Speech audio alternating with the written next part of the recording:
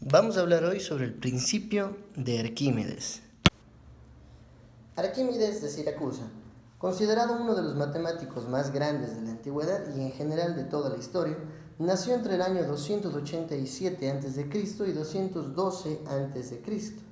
Aunque se conocen pocos detalles de su vida, es considerado uno de los científicos más importantes de la antigüedad clásica.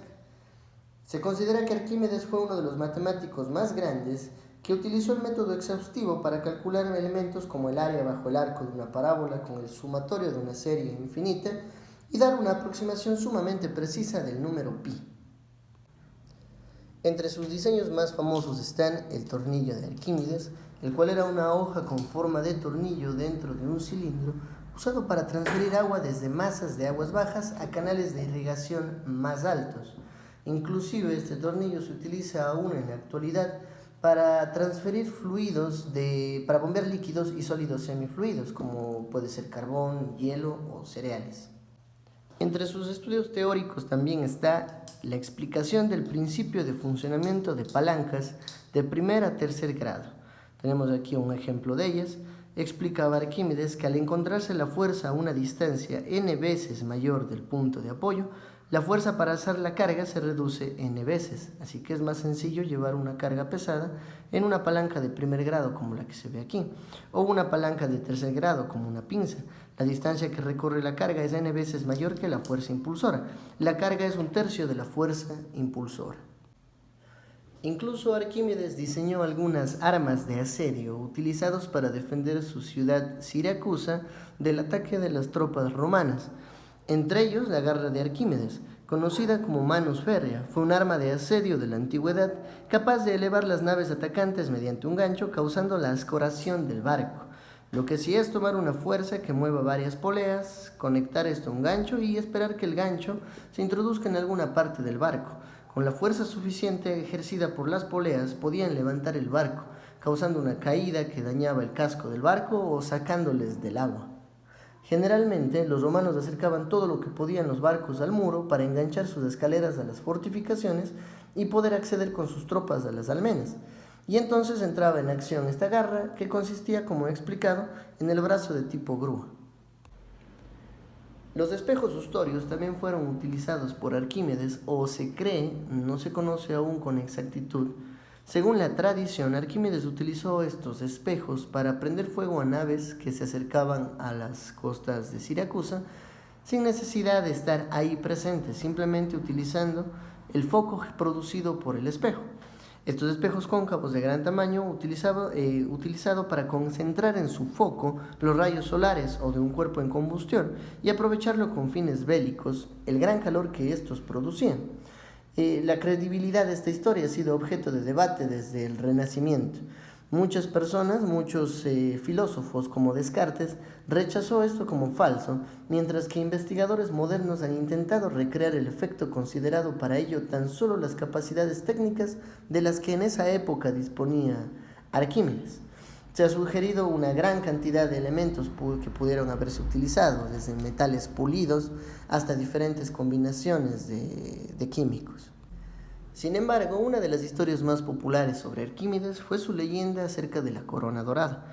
El historiador Vitruvio cuenta que Hierón II ordenó la fabricación de una nueva corona y le pidió a Arquímedes determinar si la corona estaba hecha de oro o si, por el contrario, un orfebre deshonesto le habría agregado plata en su realización. Arquímedes tenía que resolver el problema sin dañar la corona.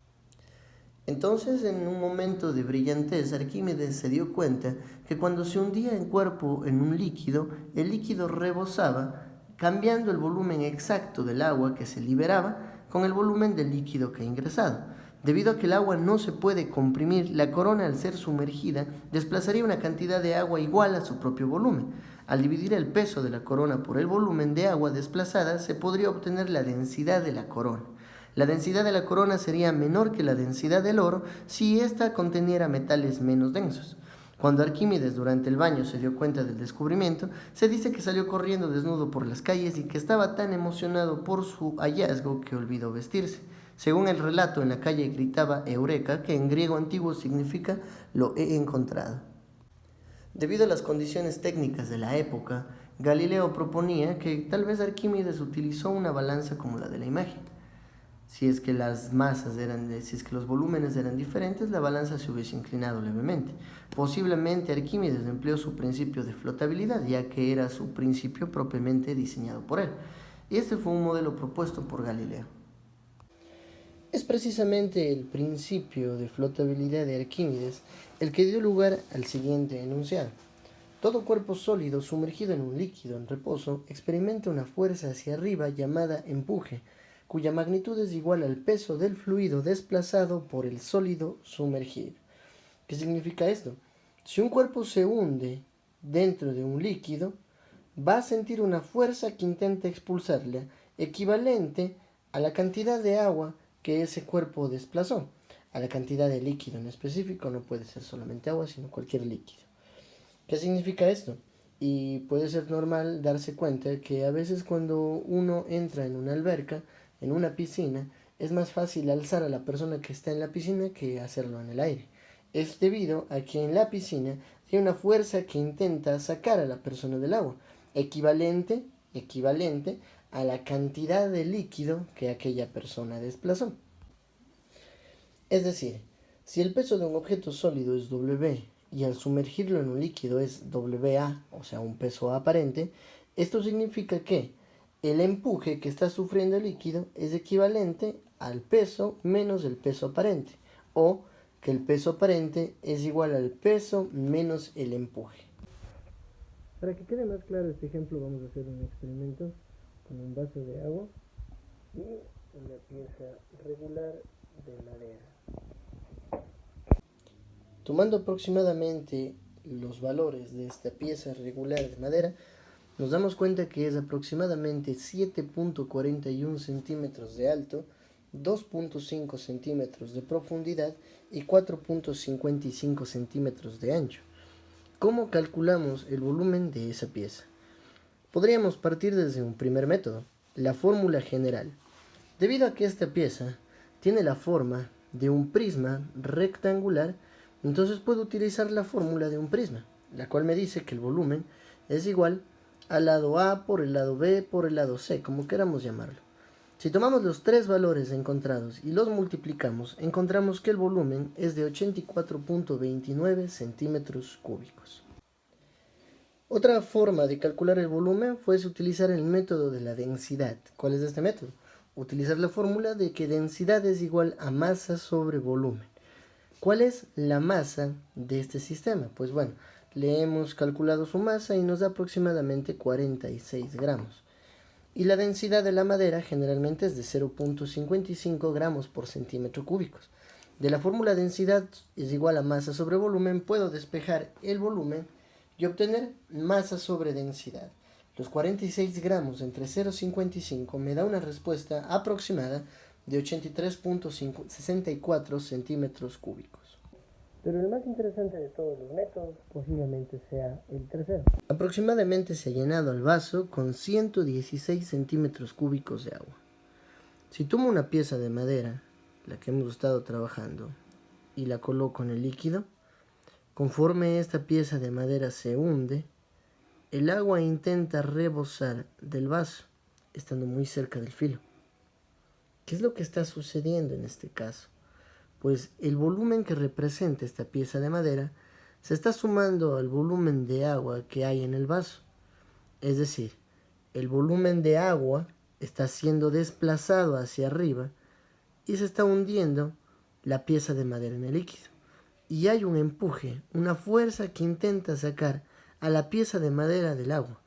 ¿Cuál es ese empuje? Pues es el equivalente a la cantidad de agua desplazada por la pieza de madera. Consideramos que este vaso tiene una capacidad de 200 centímetros cúbicos y lo hemos llenado apenas 116 centímetros cúbicos.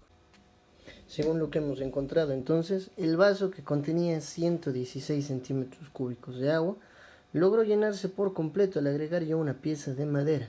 El vaso tenía una capacidad total de 200 centímetros cúbicos. Eso quiere decir que si tomo lo que es el completo del vaso y los restos de los 116 que poseía antes, obtengo un volumen de 84 centímetros cúbicos que yo agregué para llenar el vaso.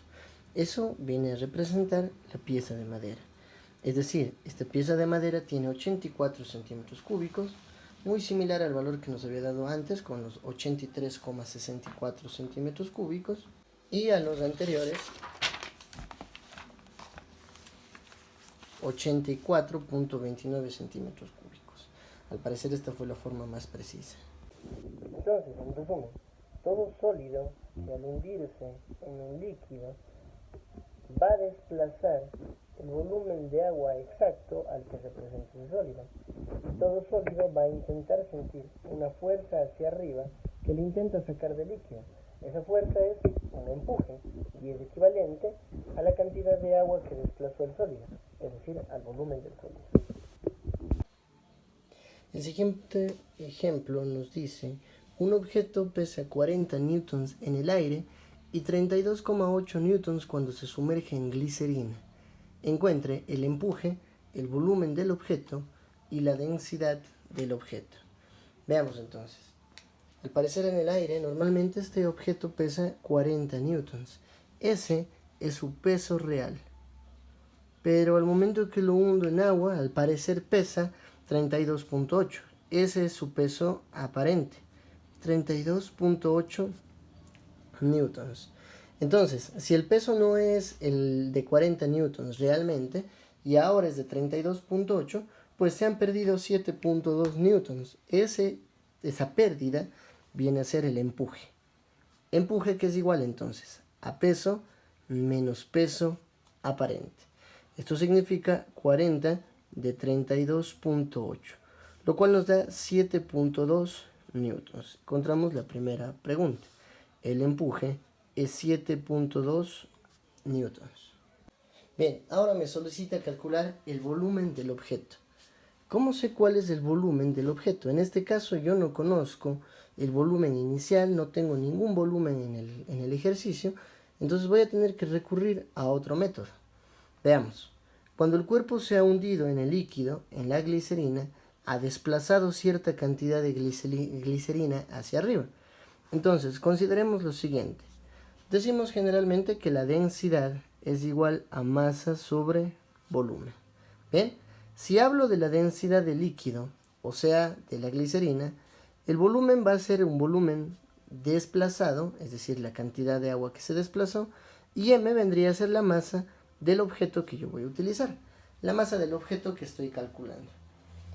Tomemos el volumen y pasemos al otro lado a multiplicar. Volumen desplazado por la densidad del líquido es igual a la masa del objeto. Y multipliquemos todo por gravedad y por gravedad. ¿Ven? Al hacer esto, masa por gravedad se convierte en el peso, que me queda equivalente a gravedad por volumen desplazado por densidad de líquido.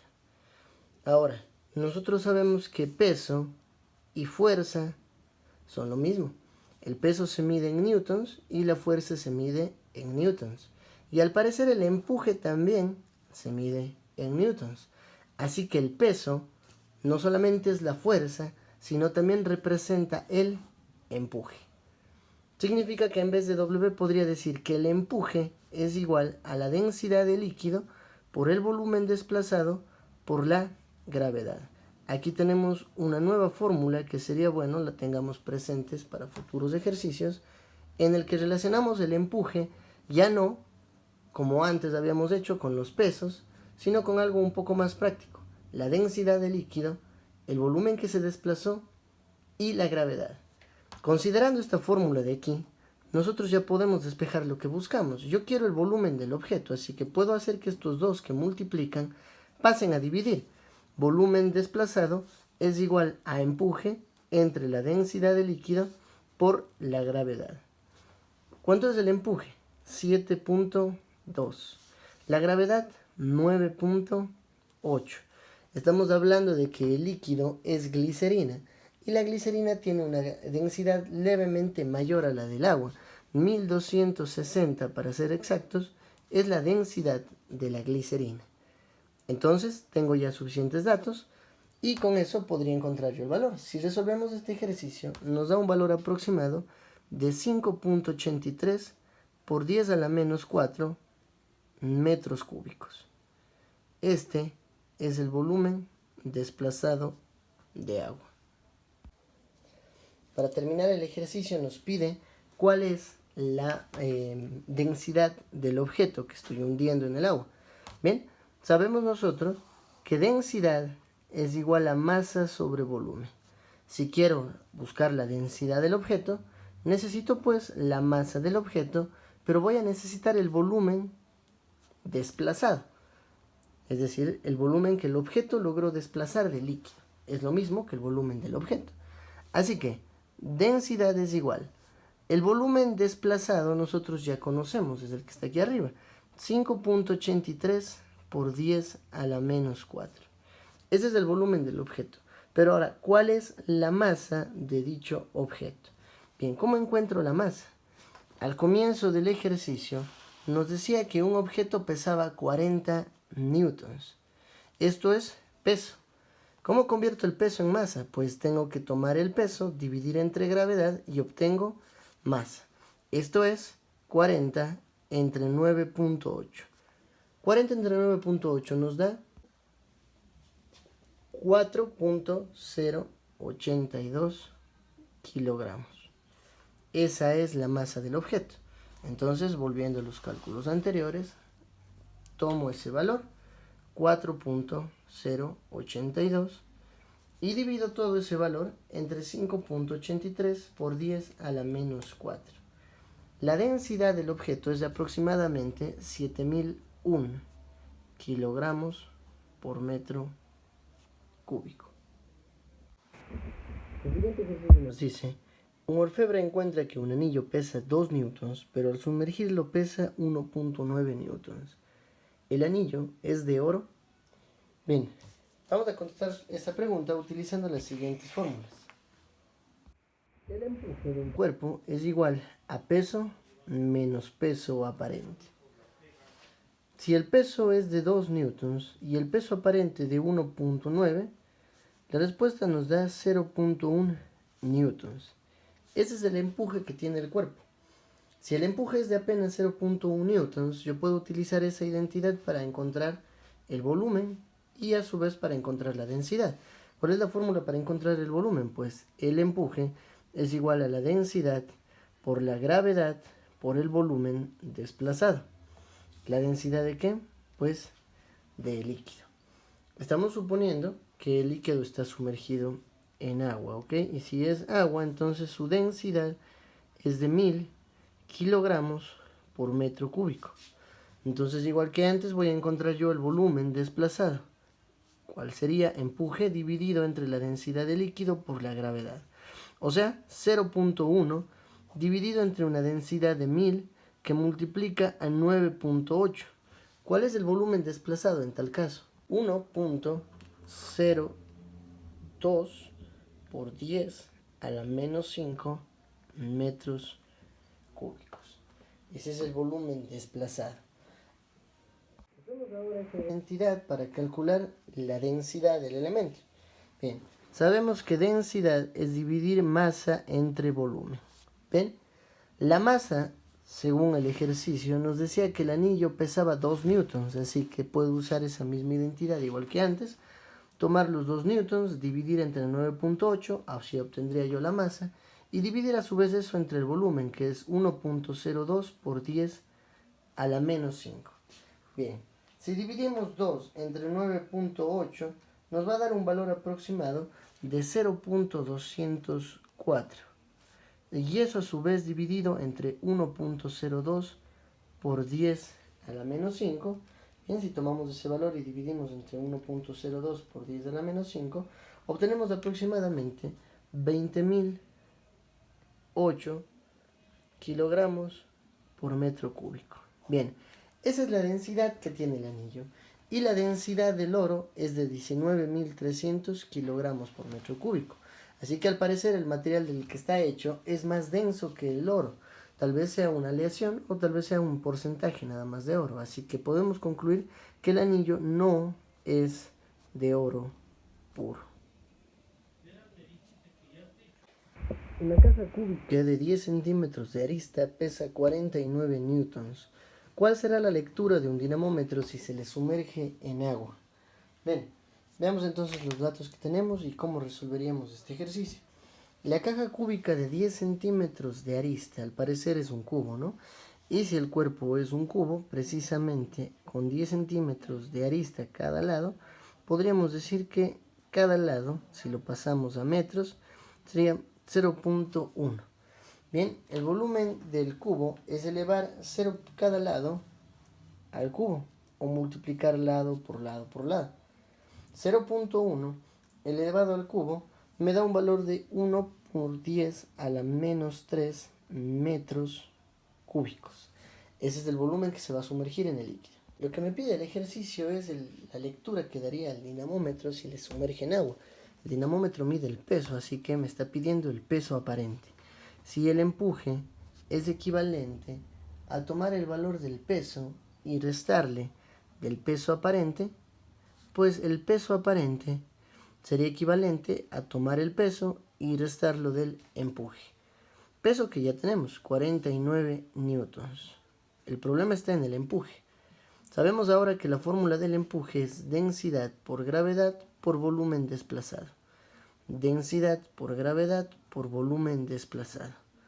Esto es 49 menos la densidad del agua es 1000, la gravedad es 9.8 y el volumen que se va a desplazar de agua es equivalente al volumen que tenga el cubo.